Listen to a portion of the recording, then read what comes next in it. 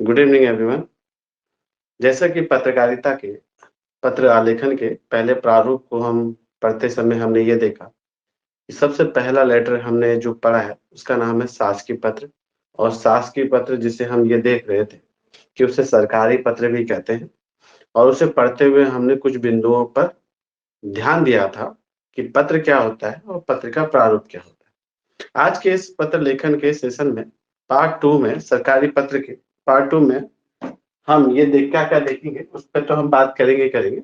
उससे पहले मैं आपको बता दूं कि हमने पिछली क्लासेस में क्या पढ़ा, उसका थोड़ा सा रिवीजन कर लेते हैं, फिर आगे की ओर स्टार्ट करते हैं। आप लोग जो विद्यार्थी मुझसे लाइव जुड़े हैं वो लोग आंसर देते जाइएगा। तो सबसे पहले बताइएगा, अगर मैं प्रश्न पूछ रहा हूँ शासकीय पद का उद्गम, ठीक है, शासकीय पद का उद्गम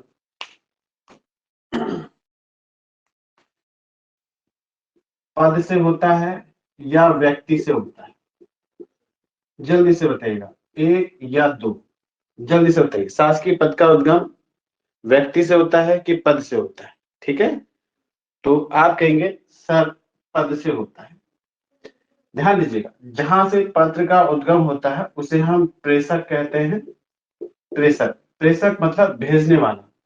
शासकीय पत्र में जो पत्र भेजता है वो केवल अपना नाम लिखता है, पहला केवल नाम लिखता है, केवल पद लिखता है, या वो दोनों लिख सकता है, जल्दी से बताइए, एक दो तीन, जल्दी से बताइए। तो आप देखेंगे कि वो दोनों लिख सकता है। ठीक है, ये हम बहुत अच्छे से समझ गए थे कि वो दोनों लिख सकता है। अगर उसे इन दोनों में से किसी एक को चुनना हो तो वो किसे चुनेगा? एक और दो में से अगर किसी एक को चुनना हो तो किसे चुनेगा? तो आपने देखा कि वो पद को चुनेगा। प्रेषक के बाद हमने दूसरा देखा था गंतव्य, यानी पद किसके पास जाता है, पद किसके किसके पास जाता है। तो इसमें किसका होता है? नाम होता है। चलिए, जिसको भेजा जा रहा है, नाम को भेजा जाता है, पद को भेजा जाता है कि दोनों को भेजा जाता है? जल्दी से बताइएगा, नाम पद दोनों। तो आपने देखा था दोस्तों, केवल और केवल पद को भेजा जाता है। क्या जिसे भेजा जाता है उसका नाम लिखा जाता है? यस या नो? जिसको भेजा जाता है क्या उसका नाम लिखा जाता है? तो आप पाएंगे बच्चों, जिसको पत्र भेजा जाता उसका नाम नहीं लिखा जाता। ठीक, तो हमने देखा था कि शासकीय पत्र पद से पद को जाता है, पहला हम ये देख चुके थे। ठीक है, अगला हमने ये देखा था। आप बताइएगा बच्चों, इसका संचालन कैसा होता है? इसका संचालन एक आयामी होता है कि द्विआयामी होता है? जल्दी से बताइएगा, संचालन कैसा होता है, एक आयामी कि द्विआयामी? तो आपने देखा था कि इसका संचालन द्विआयामी होता है। ठीक है, द्विआयामी होता है, ये हमने देखा था। अच्छा, अगला पॉइंट, इसका संचालन द्विआयामी होता है, ये हम देख चुके थे। इसकी विषय वस्तु किस प्रकार की होती है? तो मैंने कहा था, क्योंकि आपके उसमें सिलेबस में जो भी लिखा हुआ है वो सारे के सारे गवर्नमेंट से जुड़े हुए पत्र हैं। तो गवर्नमेंट से जुड़े हुए पत्रों को आपको दो लाइनों को ध्यान देना है, शासकीय दायित्व और शासकीय कार्य व्यवहार। तो शासकीय कार्य व्यवहार से जुड़ा हुआ पत्र होता है। ठीक है, मेन है शासकीय कार्य व्यवहार, से जुड़ा हुआ होता है, जिसमें नीति का निर्धारण करना हो, कोई निर्णय लेने हो, निर्णय से संबंधित, कोई आदेश से संबंधित, कोई निर्देश से संबंधित चीजों को शामिल किया जाता है। तो ये चार चीजें उसमें शामिल की जाती है, ये भी हमने देख लिया था। आइए, इसकी भाषा कैसी होती है, जल्दी से बताइए। भाषा औपचारिक होती है कि अनौपचारिक होती है? जल्दी से बताइए, भाषा औपचारिक होती है कि अनौपचारिक होती है? तो आप कहेंगे इसकी भाषा औपचारिक होती है। क्लियर बच्चों? तो शासकीय पत्र की भाषा कैसी होती है? औपचारिक होती है। ठीक है, और मैंने कहा था केवल एक पत्र ऐसा है सरकारी पत्र में जिसकी भाषा अनौपचारिक होती है। कौन सा पत्र था जिसकी भाषा हमने अनौपचारिक के रूप में पढ़ी है? जल्दी से बताइए, कौन सा ऐसा पत्र जिसकी भाषा अनौपचारिक के रूप में होता? तो मैंने कहा था अर्ध सरकारी कहते हैं उसे, उस पत्र का नाम है अर्ध सरकारी पत्र। एक मात्र पत्र है जिसकी भाषा अर्ध सरकारी होती है, ठीक है। उसके बाद ध्यान दीजिएगा, इसकी भाषा यानी ये शासकीय है तो इसकी भाषा औपचारिक होगी। दूसरा, इसकी शैली कैसी होती है, किस शैली में लिखा जाता है, जल्दी से बताइए। उत्तम पुरुष, मध्यम पुरुष, अन्य पुरुष। उत्तम पुरुष, मध्यम पुरुष, अन्य पुरुष, जल्दी से बताइएगा। अन्य पुरुष शैली में, इसमें लिखा जाता है अन्य पुरुष शैली में। अगला, ये इसका भाव कैसा होता है, इस शैली का भाव कैसा होता है, तो हमने देखा था इस शैली का भाव कैसा होता है बच्चों, तो इसका भाव होता है तटस्थ भाव। कैसा भाव होता है, तो तटस्थ भाव होता है, ये हम देख चुके थे। तो इसका भाव जो होगा वो तटस्थ भाव होगा पत्र का, क्लियर। तो तटस्थ भाव लिखा जाएगा, ठीक है। इसके बाद हमने ये देखा था कि शासकीय पत्र, अब समझिएगा थोड़ी सी बात करने से, हम परिभाषा में बात कर ही चुके थे, अब ध्यान से समझना। देखिएगा, शासकीय पत्र क्या होता है, जब ए से बी को जाता है, तो बी को जाता है तो बी के पास डायरेक्ट नहीं जाता। मान लीजिए ये एक ऑफिस है, तो ऑफिस में एक दूसरे ऑफिस से आया ना, एक ऑफिस से दूसरे ऑफिस में आया, तो दूसरे ऑफिस में जो अधिकारी बैठा हुआ है उस अधिकारी के पास तुरंत नहीं जाता, ये क्लर्क के पास जाता है, ठीक है। तो सबसे पहले ये चपरासी के पास जाएगा, तो क्लर्क पढ़ता है कि किसके नाम का पत्र है। अब ध्यान दीजिएगा, ध्यान दीजिए, इसमें नाम तो लिखा नहीं होता, बोलो यस या नो, नाम तो लिखा नहीं होता, तो उसे कैसे पता चलेगा, तो उसे कैसे पता चलेगा ये किसके लिए भेजा गया। मेरी बात समझ में आ रही है, क्योंकि इसमें नाम तो होता नहीं। और ध्यान दीजिएगा, वो जिस पे भेजा गया उसमें तो कई विभाग हो सकते हैं ना, कई विभाग हो सकते हैं, अनुविभाग, अनुभाग कहते हैं उसे। अगर ध्यान दीजिएगा, एक शब्द को ध्यान रखिएगा, अगर विभाग है और विभाग के अंदर कई सारे विभाग है, ध्यान से समझिएगा, विभाग है और विभाग के अंदर कई सारे विभाग है, तो उसे अनुभाग कहते हैं। ये समझ में आया, यस या नो। अगर विभाग है, विभाग के अंदर कई सारे विभाग है, तो उन विभागों को अनुभाग कहते हैं। 1 2 3 4 5, तो 5-6 विभाग है, क्लियर। तो विभाग के अंदर विभाग, अनुभाग। अब ए महोदय ने इस विभाग के 6 नंबर के अनुभाग को पत्र भेजा, तो ये कैसे पता चलेगा, क्योंकि 6 सचिव बैठते हैं इधर पे। अब किस सचिव को भेजा ये कैसे पता चलेगा, तो क्या करता है, हर इस विभाग का एक चपरासी उस पत्र को खोलता है और पत्र को खोलने के लिए देखता है किस अनुभाग के तहत ये पत्र गया हुआ है, ठीक है। उस अनुभाग के सचिव को दे देता है, उस विभाग के सचिव को देता है। अब ध्यान दीजिए, उसने पत्र खोला, उसने पत्र खोल के उसको पढ़ा, तो बताओ ये व्यक्तिगत पत्र होगा कि सार्वजनिक पत्र होगा, जल्दी से बताइए। अब ये व्यक्तिगत पत्र हो गया कि सार्वजनिक पत्र हो गया, व्यक्तिगत है कि सार्वजनिक पत्र हो गया,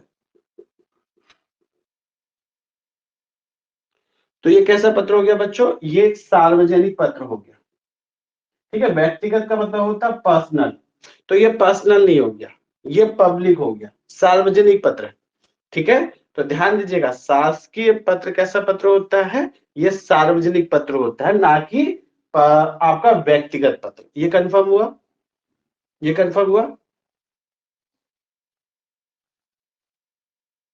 क्लियर है। चलेगा, तो लिख लीजिए, लिख लीजिए, शासकीय पत्र सार्वजनिक पत्र होता है, सार्वजनिक, ठीक। अब ध्यान देना, जब मैं अर्ध सरकारी पत्र पढ़ाऊंगा तो अर्ध सरकारी पत्र में क्या होता है, जो प्रेषक होता है, प्रेषक भेजने वाला भी अपना नाम और अपना पद दोनों लिखता है। जिसको भेज रहा है, जिसके सेवा में लगा के जिसे भेजेगा, उसका भी नाम और पदनाम दोनों दिया होता है, क्लियर है बच्चों। अभी हम जब अर्ध शासकीय पत्र पढ़ेंगे तो उसमें देखिए, नाम भी लिखा होगा, पदनाम भी लिखा होगा। ये नाम से नाम को जाता है अर्ध सरकारी पद, व्यक्ति से व्यक्ति को जाता है, जबकि शासकीय पद पद से पद को जाता है, इसलिए वो सार्वजनिक होता है। अब इसका नाम पड़ा हुआ है, तो जब वो पत्र को देखेगा तो लिखेगा फला के नाम पर आया हुआ, ठीक है, इस फला के नाम पर आया हुआ है, तो वो उस पत्र को नहीं खोलेगा। बोलो यस या नो, क्योंकि उसका नाम बाहर डला हुआ है। उसका नाम जब बाहर डला हुआ है कि किसके नाम पे आया और किस पद पे आया है, तो उसका नाम पहले से डला हुआ। तो ध्यान दीजिएगा, इससे ऐसे पत्रों को व्यक्तिगत पत्र कहते हैं,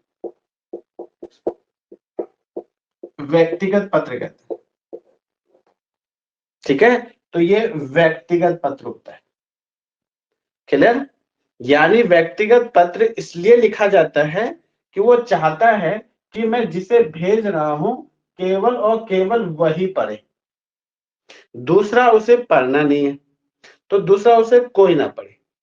अगर मुझे कोई गुप्त सूचना भेजनी है, ध्यान से समझिएगा, अगर मुझे कोई गुप्त सूचना भेजनी है तो मैं शासकीय पत्र भेजूंगा कि अर्धशासकीय पत्र भेजूंगा, एक या दो। तो आप बोलेंगे अर्धशासकीय पत्र, क्लियर। तो बताओ बच्चों, आपने पढ़ा या सीखा? ठीक है, तो आपने दोस्तों सीखा, आपने पढ़ा नहीं, आपने सीखा। क्लियर हुआ? डाउट क्लियर हुआ? ठीक है, तो बहुत सी चीजों में हम ये सब समझे, तो आपने क्या हुआ? सीखा। क्लियर, आप रटे नहीं, आपने सीखा। अभी मैं इस पत्र का महत्व बताऊंगा, तो आज की क्लास में ये पत्र खत्म हो जाएगा। इसलिए देखेगा, मैं कई बार यूट्यूब में देखता हूँ कि वो पत्र एक ही लेटर में खत्म कर देते हैं, एक घंटे में खत्म कर देते हैं। एक घंटे में खत्म होगा तो आधी अधूरी कॉन्सेप्ट मिलेगा ना। आप तो मुझसे पढ़ो, आपको कंफर्म कॉन्सेप्ट पता होना चाहिए। हर पत्र में पत्रांक संख्या लिखी जाती है, पत्रांक संख्या। ध्यान दीजिएगा, पत्र का अंक, पत्र का अंक का मतलब हो गया आपका पत्रांक। पत्र का अंक संख्या में लिखा जाएगा, तो पत्रांक संख्या हो गई। ये पत्रांक संख्या क्यों लिखी जाती है? क्लियर है? अब देखिएगा बच्चों, पर डे, पर डे एक राज्य में, पर डे एक राज्य में एक विभाग से दूसरे विभाग, एक विभाग से दूसरे विभाग में कई पत्र जाते होंगे, पर डे कई पत्र जाते। अब मुझे अपने अपने इस पत्र को मुझे चाहिए कि मुझे ये पत्र की प्रतिलिपि मुझे भी मिले, इसकी फोटोलिपि मुझे भी मिले, क्योंकि मुझे ये दस्तावेज के रूप में लगाना है, ठीक है, एक प्रूफ के रूप में लगाना है। क्योंकि इससे आदेश भी जारी हो रहा, इससे नीति भी बन रही है, इससे निर्णय भी लिए जा रहे हैं, तो ये दस्तावेज के रूप में सुरक्षित रखे जाते हैं। जब दस्तावेज के रूप में सुरक्षित रखे जा रहे हैं, तो इसके लिए एक सबूत के रूप में आप कह सकते हो, एक सबूत के रूप में जब मुझे इसकी आवश्यकता हो कि शासन ने इस समय ये आदेश दिया था, मुझे उसकी फोटो कॉपी चाहिए, तो वो कैसे पता करेगा कि उसे कौन से लेटर की फोटोकॉपी चाहिए? तो वो उसका पत्रांक संख्या बताएगा, मुझे इस पत्रांक संख्या की फोटोकॉपी चाहिए। तो पत्रांक संख्या क्या? पत्र का नंबर है, जिससे पता चलता है कि कौन सा पत्र कब और किस समय भेजा गया। बोलो भाई, कंफर्म हुआ यस या नो? कंफर्म हुआ ना? तो हमें कैसे पता चलेगा? क्योंकि एक व्यक्ति से दूसरे व्यक्ति को तो कई सारे पत्र जा सकते हैं ना, कई सारे लेटर जा सकते हैं, ठीक।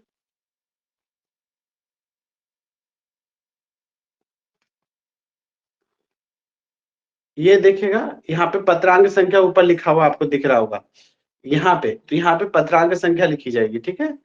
आइए देखिएगा, हर किसी में एक ना एक पत्रांक संख्या लिखी जाएगी। देखिएगा, ये लिखी है पत्रांक संख्या, मिली आपको सबको? सबको दिखाई दिया? पत्रांक संख्या 463, कोष्टक में 02 2012-13, 2012-13 के वित्तीय वर्ष में पत्रांक संख्या 463, कोष्टक में 01 ये भेजा गया है, ठीक है। दिनांक भी दली होगी, तो उस दिनांक में ये पत्र आपको मिल जाएगा। तो मुझे अगर पत्र प्राप्त करना है तो मुझे पत्रांक संख्या से प्राप्त करना होगा। ये आपको समझ में आ गया? कितनों को समझ में आ गया बोल दो भैया। चलेगा, बहुत अच्छे तरीके से समझ रहे हो आप, सबको समझ में आ गया। आइए आगे बढ़ते।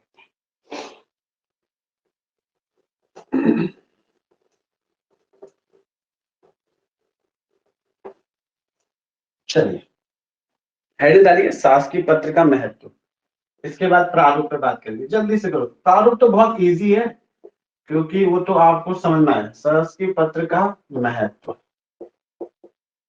ठीक है, तो इसके महत्व को एक दो दिन करके नंबर समझ लीजिए, ठीक है। तो शासकीय पत्र का महत्व पहले से ही है। अगर शासक, अगर समझिएगा, शासक के कार्य व्यवहार का संपादन करता है। क्या करता है? शासन, कि शासन के जो भी कार्य होंगे उन कार्यों का व्यवहार का पता लगाता है। किस प्रकार के कार्य होते हैं? तो शासन के कार्य व्यवहार की जानकारी देता है। कार्य व्यवहार की जानकारी जानकारी देता है, ठीक है, कि इस शासन में कैसे कैसे कार्य होते हैं, कौन कौन से कार्य होते हैं, उन कार्यों की जानकारी देता है, ठीक है। जैसे किसी नीति का निर्माण करना हो, कोई निर्देश देना हो, कोई आदेश देना हो, कोई निर्णय लेना हो, तो ये संबंधी समस्त कार्य किसमें होते हैं? शासकीय कार्य व्यवहार से। तो हमें पता चल जाता है कि शासन प्रशासन में किस प्रकार के कार्य किए जा रहे हैं। तो पहला महत्व ये हो गया। लिखते जाओ बच्चों, तेज से लिखते जाओ। बारिश बहुत तेज हो गई है, ठीक है। घर के अंदर बैठ के पढ़े और क्या लोगे भाई, मजे लो क्लास के। लिख लिया सबने? लिख लिया? ठीक।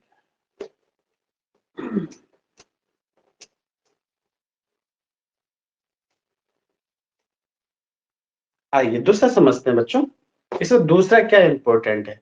तो इसमें दूसरा इंपॉर्टेंट है ये कि ये अभिलेख के रूप में सुरक्षित रखे जाते हैं। अभिलेख, ठीक है, तो लिखेगा शासकीय पत्र अभिलेख, अभिलेख दस्तावेज, डॉक्यूमेंट के रूप में सुरक्षित रखने होते हैं। अभिलेख के रूप में सुरक्षित रखे जाते हैं, ठीक है, सुरक्षित रखे जाते हैं। तो इन्हें अभिलेख के रूप में सुरक्षित रखे जाते हैं। क्यों भाई, क्यों सुरक्षित रखना है? तो मान लीजिए अगर भविष्य में ध्यान दीजिएगा, अगर भविष्य में, पहले सुन लो फिर लिखना। अभिलेख डॉक्यूमेंट के रूप में सुरक्षित रखे जाते हैं। क्यों सुरक्षित रखे जाते हैं? अगर भविष्य में कोई नीति बननी है, मान लीजिए एक्स एक्स पॉइंट पर या एक्स एक्स विषय पर कोई नीति बनी, ये बनी 2021 में। अब एक्स विषय पर ही, इसी विषय पर 2022 पर नीति बननी है, तो क्या होगा? इस अभिलेख के तहत इस नीति पर क्या क्या नियम बनाए गए, इसको ध्यान में रखकर 2022 में नियम बनाए जाएंगे, ठीक है। तो इसी के तरह 2021 में एक्स विषय पर क्या निर्णय लिए गए थे, उसी तहत उसी को ध्यान में रखकर 2022 में निर्णय लिए जाएंगे। एक्स विषय पर 2021 पर क्या निर्देश दिए गए थे, एक्स विषय पर 2022 पर इसी को ध्यान में रखकर निर्देश दिए जाएंगे। तो आदेश देना हो, निर्देश देना हो, क्योंकि अभिलेख के रूप में सुरक्षित रखा जाता है, तो इसको ध्यान में रखकर भविष्य का निर्धारण किया जा सकता है। तो अवलोकन करने के लिए बहुत इंपॉर्टेंट होते हैं। क्लियर है बच्चों? ठीक, इसलिए इसे सुरक्षित रखा जाता है, ठीक है। इसके अलावा ध्यान दीजिएगा, इनको न्यायिक साक्ष्य के रूप में प्रस्तुत किया जाता है। न्यायिक न्यायिक साक्ष्य के रूप में प्रस्तुत किया जा सकता है। साक्ष्य के रूप में प्रस्तुत किया जाता है, ठीक है। न्यायालय में आप कहोगे कि आपने ये आदेश दिया था, ऐसे काम नहीं हुआ, आपने ये निर्णय लिया था, ऐसे काम नहीं किया, आपने ये निर्देश दिया था, देखो ये लेटर है, क्यों नहीं किया, आपने ये आदेश दिया था, ये आपके सिग्नेचर, ऐसे काम क्यों नहीं किया, आपने तय समय पे क्यों नहीं किया, इतना पैसा जारी किया था आपने, इस निर्णय के, इस आदेश के तहत क्यों नहीं किया। तो न्यायिक साक्ष्य के रूप में इन पत्रों का प्रयोग किया जा सकता है,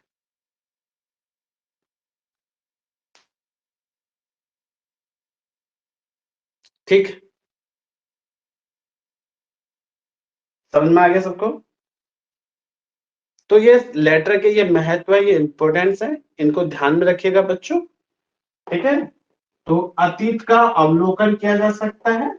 तो अगर मुझसे पूछे, अगर ध्यान से समझिएगा, तो अगर प्रश्न पूछे कि शासकीय पत्र का महत्व क्या है, तो मैं कहूँ इस महत्व को क्यों लिखा जाता है? देखिए, अगर कोई भी आप शासन प्रशासन से जब जुड़ जाएंगे, भगवान करे आप बहुत ऊंचे पदों में जाए, तो आपके सारे आदेश लिखित रूप में होते हैं, मौखिक रूप में नहीं होते। ठीक है, लिखित रूप में इसलिए होते हैं क्योंकि वो एक दस्तावेज यानी अभिलेख के रूप में सुरक्षित रखे जाने होते हैं।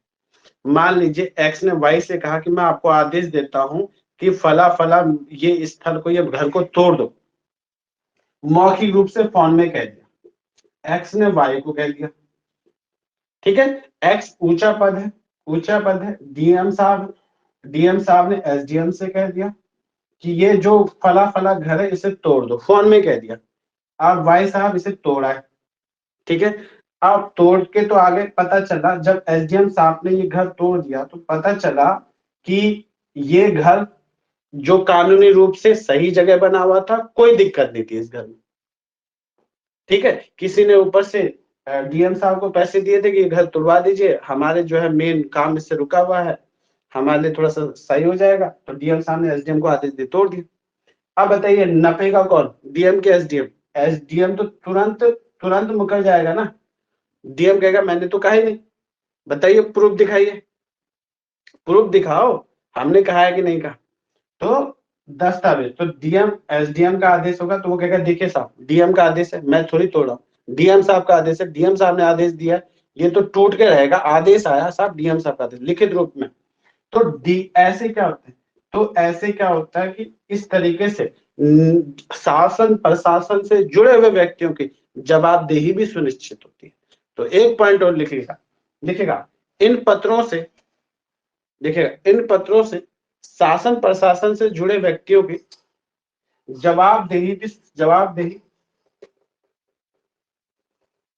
जवाबदेही तो जवाबदेही सुनिश्चित होती है,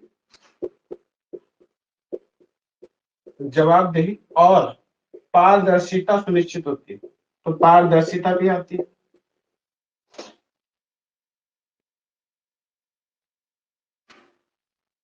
पारदर्शिता भी सुनिश्चित होती है।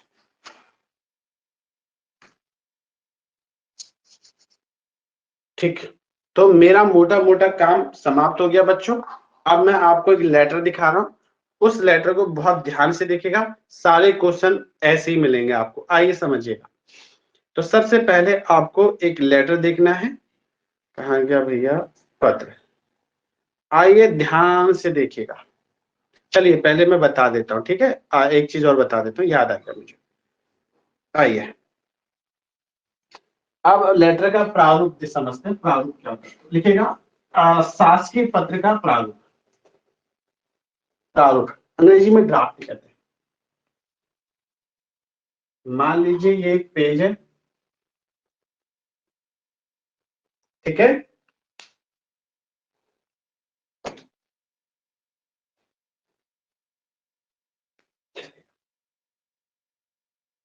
इस तरीके से लाइन खींची हुई होती है। अगर आप लिख रहे हैं, वरना लाइन की जगह नहीं होगी, तो क्या करेगा वो ऐसे मोड़ देगा। कितने लोगों ने देखा है कहीं भी तहसील वहसील में कोई भी अगर लेटर लिख रहा होता है तो वो ऐसे मोड़ देता है, यहाँ से थोड़ा सा मोड़ देता है, देखा है कई लोगों ने। ठीक है, ठीक है, तो ध्यान दीजिएगा, आपने हेडिंग डाली है पत्र का प्रारूप, पत्र का प्रारूप, ये हेडिंग डाली है ममता, पत्र का प्रारूप में हेडिंग डाली बेटा, पत्र का प्रारूप। ठीक है, आप ध्यान से समझिएगा, इसे कहते हैं बायां हसिया, ये इसे कहेंगे बायां हसिया और इसे कहेंगे दायां हसिया। ठीक है, तो इसे दायां हसिया कहते हैं, दायां हसिया, और इसे कहते हैं बायां हसिया, केवल ये लाइन होती है, इस हसिये को लाइन कहते हैं। तो बायां हसिया और दायां, ठीक है, और पत्र 4 पार्ट में बटा होता है। ठीक है, upper left, upper right, lower left, lower right, इस पार्ट में बटा होता है। क्लियर है, ध्यान से देखिएगा क्योंकि क्वेश्चन आपके समूह में यहां से भी आए। तो हमने क्या करा, इस लेटर को 4 पार्टों में बदल दिया, इसे कहा अपर लेफ्ट यानी ऊपरी बाया, ऊपर से बाया, ऊपर से दाया, नीचे से बाया, नीचे से दाया।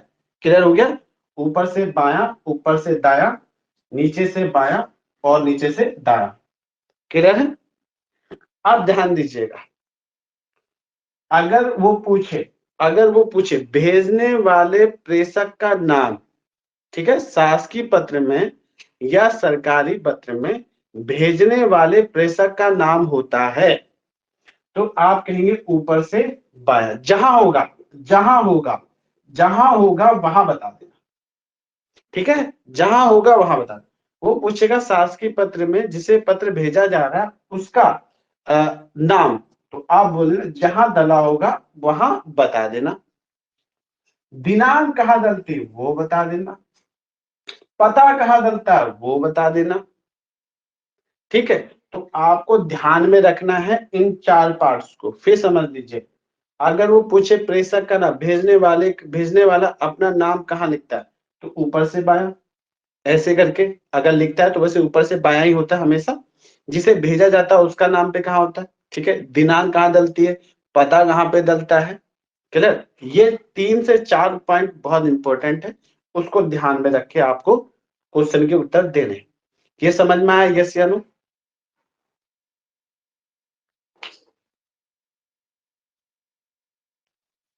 चलिएगा, जल्दी से सब बोल दीजिए, मैं थोड़ा सा आगे बढ़ू, फिर पत्र को खत्म कर दें। आप भी रजाई के अंदर घुसो आराम से, बिल्कुल ठीक है। ठंडा है मौसम। आप कितने लोगों ने मुर्गा उर्गा खाया है कोई ऐसा जिसने मुर्गा उर्गा बनाया आज? कोई है? बबीता कह रही यस, मैं, अर्चना, अरे वाह सही है। चंदन नहीं, योगेश राणा, ये देख सही है, मजे है। बेटा कोई भी फोटो मत लगाना डीपी में, मारूंगा बहुत।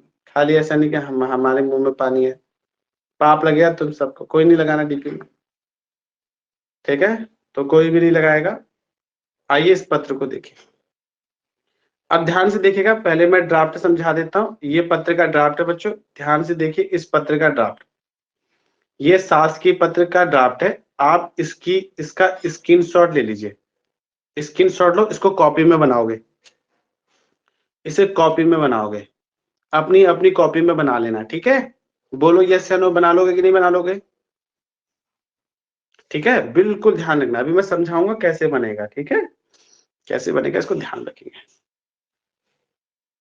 आइए थोड़ा सा जूम करते हैं, इसके 50% पार्ट को ले लेते हैं। ध्यान दीजिएगा, ये जो विभाग लिखा है ना, इस विभाग को यहाँ पे उतारना, अनुभाग को यहाँ पे उतारना, इसी के जस्ट नीचे। ये थोड़ा सा क्या हो गया, बाहर चला गया, ये बाहर जाने मत देना, ठीक है? इसको अंदर ले आना पंक्ति के, ठीक है? सेवा में जस्ट लिखा है तो ये 3 लाइनें खत्म होंगी, तो उसके नीचे लिखना विभाग, विभाग के जस्ट नीचे लिखना अनुभाग, ठीक है? अब ध्यान दो बच्चों, भेजने वाले का नाम और पता ऊपर से कहाँ होता है, अपर से बाएं होता है। जिसे भेज रहे हैं उसका भी नाम और पता कहाँ होता है, ऊपर से बाएं होता है। पत्रांक संख्या और विभाग का नाम, यानी जहां से जो भेज रहा है उसका ऊपर से दाएं होता है। दिनांक कहाँ होती है, ऊपर से दाएं होती है। ये समझ में आया? ध्यान दीजिएगा, जो भेज रहा है, भेजने वाला अपना नाम अपर लेफ्ट, जिसे भेज रहा है अपर लेफ्ट, ऊपर से बाया, ऊपर से बाया, जो भेज रहा है और जिसे भेजा जा रहा है। प्रेषक का मतलब होता है भेजने वाला। पत्रांक संख्या और विभाग का नाम ऊपर से दाया, अपर टू राइट, ठीक है? दिनांक और स्थान अपर टू राइट। ये क्लियर हुआ? समझ में आया सबको? ठीक है, ये याद रखिए। अब आपने ना इसी को ध्यान में रख के बनाना। देखो मैं थोड़ा सा मिटा देता हूँ, कैसे बनाओगे समझा देता हूँ। मैं बोर्ड में बना लेता हूँ, जैसे क्लासरूम में ऑफलाइन होती तो मैं बना के दिखाता आपको। ध्यान देना, सबसे ऊपर टॉप में सबसे पहले इसको बनाना, ठीक है? इन दोनों को बनाना, कोने में लिखना, जैसे बनाया गया सेम वैसे ही बनाना। ध्यान देना, ये सॉरी एक मिनट रुकिए, मिटा देता उसको। ये ध्यान दीजिएगा, विभाग के जस्ट सामने मत लिखना इसको, ठीक है? विभाग के जस्ट सामने प्रेषक का नाम नहीं आना चाहिए, प्रेषक के जस्ट नीचे लिखना। जस्ट नीचे लिख के आप क्या लिखोगे, प्रेषक लिखोगे ऐसे करके, फिर कॉमा लगाओगे। ध्यान देना बच्चों, एक एक पॉइंट्स का इंपॉर्टेंट होता है, एक एक पॉइंट्स का कॉमा लगाना, फिर नाम, पदनाम, पता। क्लियर है?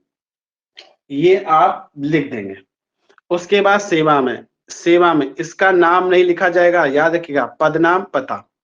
क्लियर है? विभाग, विभाग कुछ भी हो सकता है, विभाग के अंदर विभाग अनुभाग कहलाता था, मैंने बताया था अभी, यस या नो, बताया था यस या नो। विभाग के अंदर अगर कोई विभाग है तो उसका नाम होता है अनुभाग। ठीक है, तो विभाग के अंदर विभाग होता है अनुभाग, इसको लिख लेना। अब ध्यान देना है, अनुभाग और दिनांक डेट एक सीधी लाइन में होंगे, बिल्कुल सीधी लाइन में। इन दोनों को पहले अंदर लिख लेना ऐसे करके, ठीक है, अंदर यहाँ पे लिख लेना और यहाँ पे लिखना। उसके बाद विषय आएगा, फिर महोदय आएगा, देखिएगा समझिएगा। तो आप ऐसा प्रारूप बना सकते हो। देखो, मुझे ये कहने का निर्देश हुआ, निर्देश हुआ, देखो मैं नहीं कह रहा, मैं नहीं कह रहा, मुझे कहने का निर्देश हुआ। बोलो बताओ किस पुरुष शैली में? अन्य पुरुष शैली में। मैं नहीं कह रहा, मुझे कहने का निर्देश हुआ है। ठीक है, तो मुझे ये कहने का निर्देश हुआ, मैं नहीं कह रहा, मुझे कहने का निर्देश हुआ, अन्य पुरुष शैली में हो गया। उसके बाद मैंने क्या कहा था, अगर पहला पैराग्राफ समाप्त होता है तो दूसरे पैराग्राफ में दूसरा नंबर डलता है, पहले पैराग्राफ में पहला नंबर नहीं डलता। तो यहाँ पे कोई भी 1-2 नंबर नहीं लिखेंगे हम। जैसे आपको लगा कि हमारा जो समाप्त हो गया पहला पैराग्राफ, तो दूसरे पैराग्राफ में 2 नंबर डालिए, तीसरे पैराग्राफ में 3 नंबर डालिए। कल इस पर बात हुई थी अच्छे से, 1 नंबर कहीं नहीं डलता। जैसे पहला पैराग्राफ खत्म हुआ, यहाँ पे आपको तुरंत दूसरे पैराग्राफ में 2 नंबर डालना है और लिखना शुरू करना है। आपको लग रहा है आपकी बात दूसरे पैराग्राफ में भी खत्म नहीं हुई, तो आपको फुल स्टॉप लगाना है, फिर तीसरा नंबर डाल के तीसरा पैराग्राफ लिखना है। बोलो भाई, क्लियर हुआ यस या नो? ठीक है, आइए ध्यान दीजिएगा। भवदी जो भेज रहा है, जो भेज रहा है उसके सिग्नेचर हो जाएंगे इधर। ठीक है, जो भेज रहा है उसके सिग्नेचर, जिसने आज्ञा दी है उसका नाम, उसका पदनाम यहाँ डलेगा। ठीक है, जो भेज रहा है, जिसने, देखिए क्योंकि उसे क्या कहा, मैं नहीं कह रहा, मुझे कहने का आदेश हुआ, तो ध्यान दीजिएगा वो अपने सिग्नेचर यहाँ पे कर देगा और नीचे आ जाएंगे जिसका आदेश है उसका। ठीक है, तो आप ये लिख सकते हैं। तो दोनों जगह अगर ध्यान रखना, दोनों जगह एक का ही नाम हो सकता है, कोई दिक्कत नहीं है, तो उसको लेके परेशान नहीं। अब याद रखिए दोनों जगह इसी का नाम होता है, दोनों जगह इसी का नाम होता है। मैं समझा देता हूँ, ठीक है, दोनों जगह यही होता है। कैसे होता है समझिएगा। ठीक है, यहाँ पे अगर आप ध्यान से देखें, इस चीज को देखो। ठीक है, यहाँ पे तो क्या है, जो भेज रहा है, जो प्रेषक था, प्रेषक ये वाला जो प्रेषक था, तो उस प्रेषक ने, भेजने वाले ने क्या करा, यहाँ पे जस्ट आके जैसी खत्म हुई बात अपने सिग्नेचर कर दिए। उसके बाद उसने कई चीजें डॉक्यूमेंट भी लगाए, डॉक्यूमेंट लगाए दोस्तों, संलग्न मतलब डॉक्यूमेंट लगाए हैं, प्रतिलिपि लिखा हुआ है, इसका मतलब उसने कुछ डॉक्यूमेंट लेटर के साथ लगाए। बोलो बच्चों, समझ में आया यस या नो?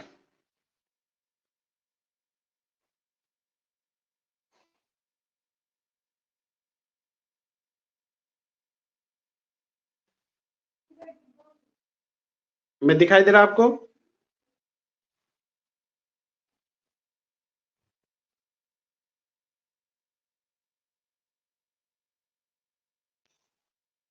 चलिए एक बार देख लेते हैं, मैं आपको दिखाई दे रहा हूँ, यस या नो बोल दीजिए। ठीक है, तो जल्दी से इसे खत्म कर लेते हैं क्योंकि लाइट चलेगा, क्योंकि मुझे चेंज करना पड़ेगा इसको। ठीक है, अभी इसी से समझ लो। आइए फिर समझ लीजिए इसको। ठीक है, हम कहाँ पे थे, लेटर पे थे, जल्दी से समझिएगा। हाँ बच्चों, अब ध्यान दीजिएगा, ये हम समझते हैं। ठीक है, तो इस पत्र को हम समझ रहे थे, यहां तक आप समझ चुके थे। तो मान लीजिए जैसी लेटर खत्म हो, उसने अपने सिग्नेचर करे, प्रेषक भैया ने अपने सिग्नेचर करे, उसके बाद इसने उसके साथ कई डॉक्यूमेंट लगाए। उन्होंने बताया कि इस पत्र संख्या में ये आदेश था, ये था, इसके नीचे लगाया 1 2 3 करके नंबर, जो जो डॉक्यूमेंट लगाया उनका नंबर लिख लिया। उस नंबर को लिखने के बाद, उस नंबर को लिखने के बाद फिर सिग्नेचर किया अपने। तो एक बार नहीं, वो 2 बार सिग्नेचर कर रहा। एक बार जब उसने पूरा का पूरा लेटर लिख लिया, दूसरी बार जब उसने अपना इसको इसके साथ कुछ डॉक्यूमेंट जोड़े। क्लियर हुआ?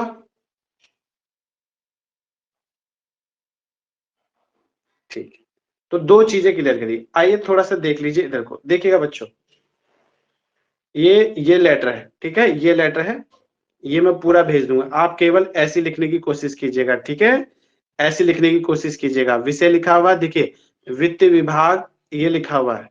विथ उसके जस्ट सामने डेट डली हुई आपको मिलेगी। क्लियर है? जिसे भेजा गया और जिसको भेजना है उन दोनों का लिखा हुआ है। उसके बाद सिग्नेचर किए अपने ऐसे करके, फिर कुछ डॉक्यूमेंट लगाए, उसको सिग्नेचर किए। क्लियर? चलिएगा आगे। अब ध्यान दीजिए, ये है एक, तो भेजने वाले ने इस तरीके से लिखा हुआ है, ठीक है, विषय भी है, अनुभाग लिखा हुआ है, ठीक, तो दिखाई दे रहा है, तो सारे पत्र आपको ऐसे ही मिलेंगे। बोलिए क्लियर है, यस या नो? सबको क्लियर हो गया? ठीक, तो ये मैं अभी आपको सेंड कर दूंगा, ये सेंड कर दूंगा बच्चों, उसके बाद आप इसको देख लेंगे, ठीक है, देख लेंगे। उसके बाद आपने क्या करना है, तो मैं उम्मीद करता हूं शासन प्रशासन से जुड़ा हुआ ये लेटर आपको समझ में आ गया, आगे समझ में, ठीक, तो आप इसको बना लीजिएगा। कल मैं क्वेश्चन पूछ लूंगा, इसमें डेट कहाँ डलती है, चलिए एक बार फिर देख लीजिए, मैं क्वेश्चन पूछता हूँ, आपको जवाब समझ में आ जाएगा, इसको एक बार और समझ लीजिए, ठीक है, एक बार और समझ लीजिए, थोड़ा सा क्लियर हो जाएगा।